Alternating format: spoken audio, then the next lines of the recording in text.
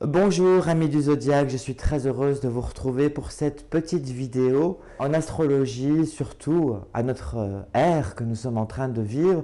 On ne peut pas parler de prévision personnelle sans aborder un sujet beaucoup plus universel, beaucoup plus mondial. Mais avant tout, permettez-moi de rendre un petit hommage à un personnage illustre dans le domaine de l'astrologie, Monsieur André Barbeau, qui fut consulté par les hautes sphères politiques et qui est décédé, qui s'est éteint au mois d'octobre dernier.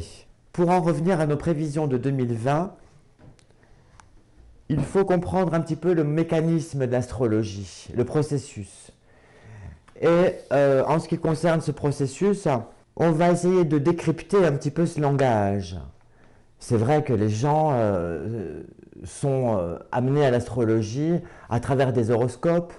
Moi-même, je suis professionnel dans le domaine des horoscopes, de l'écriture, puisque tous les mois, je rédige nombreux horoscopes pour la presse, Internet, presse, magazine. Mais j'aimerais faire une petite parenthèse justement pour ne plus parler quelque chose d'individuel, mais de parler d'astrologie sur un plan un peu plus universel, un peu plus mondial. En effet, l'astrologie aujourd'hui doit être observée de près d'un point de vue mondial, puisque nous ne sommes pas dans une guerre individuelle de voisinage, mais nous sommes bien en train de mener des combats mondiaux qui auront des répercussions pour la suite. Et pour vous aider à mieux comprendre l'astrologie, il faut comprendre le fondamental. Et le fondamental est lorsque deux planètes se trouvent en conjonction, c'est-à-dire sous un angle de moins de 10 degrés.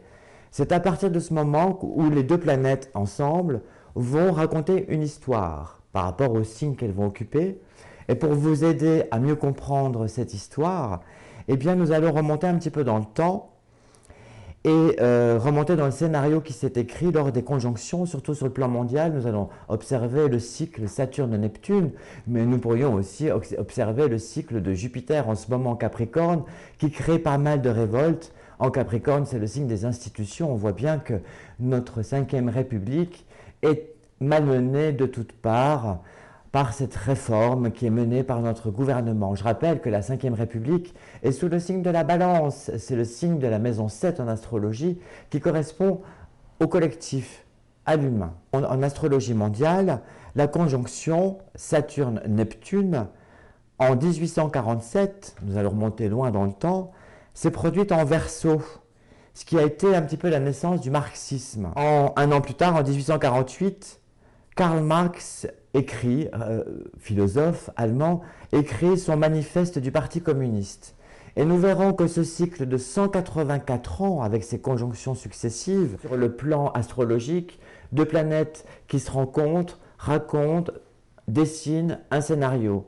Et pour en revenir à l'histoire mondiale, de ce qui fait les cycles de cette conjonction Saturne-Neptune. 1847, la naissance du communisme russe, mais à travers ces différents cycles, nous allons nous apercevoir qu'il y a vraiment une coïncidence à prendre au sérieux.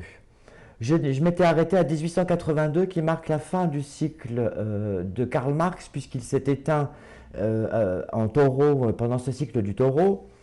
Nous allons remonter en 1917 où cette conjonction Saturne-Neptune s'est passée en Lion. Nous avons eu la révolution russe. Et en 1953, ça s'est produit en Balance.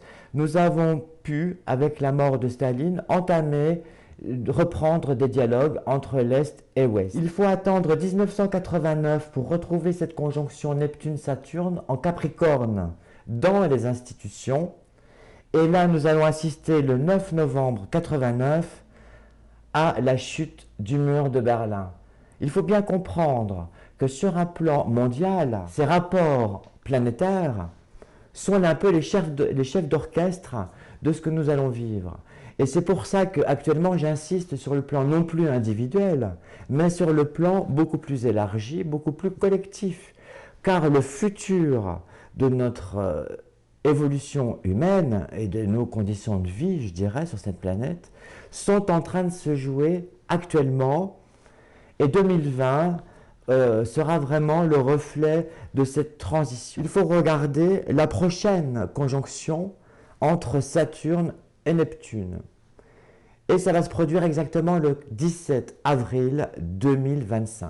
Cette nouvelle période de 2025, du printemps 2025, va coïncider avec un changement de république. Sans doute, la naissance qui est en train de se passer et de se finaliser en ce moment avec toutes ces planètes en Capricorne va vraiment prendre naissance au printemps de 2025. Donc, toutes les manifestations qui sont en train de se jouer actuellement vont jouer vraiment un rôle décisif pour cette nouvelle ère, je dirais, qui nous attend en bélier, puisque c'est le 17 avril 2025, cette conjonction Saturne-Neptune se fera en signe du bélier.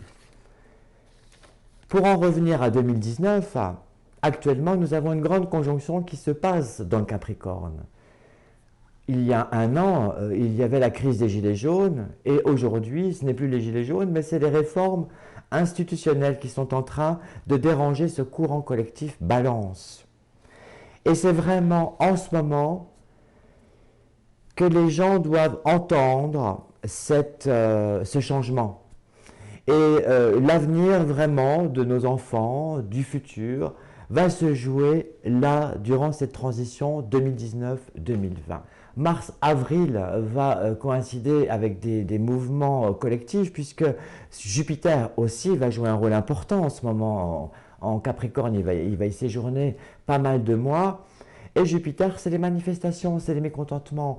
Donc, il faut prendre vraiment au sérieux tout ce qui est en train de se passer durant cette transition décembre-janvier 2019-2020. Et à ce titre, je vous invite vraiment à relire les quelques articles que j'ai écrits durant cette transition de 2019 à 2020, qui pour les Capricornes, pour les institutions, va correspondre à un cycle vraiment, un reflet, un effet miroir de ce que le peuple veut. Nous allons atteindre nos limites, nous allons atteindre justement, la planète entière va montrer ses limites, aussi bien dans le monde de la consommation que dans la finance, que dans tout. Tout est devenu vraiment déséquilibré. Et justement, ce mouvement planétaire et ce mouvement humain, qu'il s'agisse des manifestations en France ou même à travers le monde, puisque même à Hong Kong, il se passe aussi des événements, le destin vraiment se joue sous nos yeux en ce moment. Pour en revenir à cette transition 2019-2020, nous allons regarder un petit peu l'occupation des planètes à travers les signes.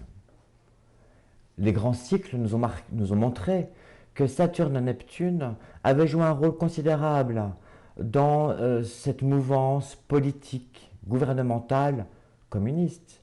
Mais nous allons voir que l'Europe, avec, à partir du 31 janvier 2020, la sortie du Brexit, va se faire avec des accords en bout de ficelle qui n'ont pas été suffisamment réfléchis, ce qui peut créer, ce qui peut en tout cas occasionner pas mal de crash. Il faudra vraiment aux alentours du 14-15 janvier 2020 observer de très près, notamment pour toutes les personnes qui nous écoutent et qui font des placements boursiers, être très attentifs et ne pas mettre tous ses œufs dans le même panier, car sinon la fin janvier risque de se terminer en véritable omelette.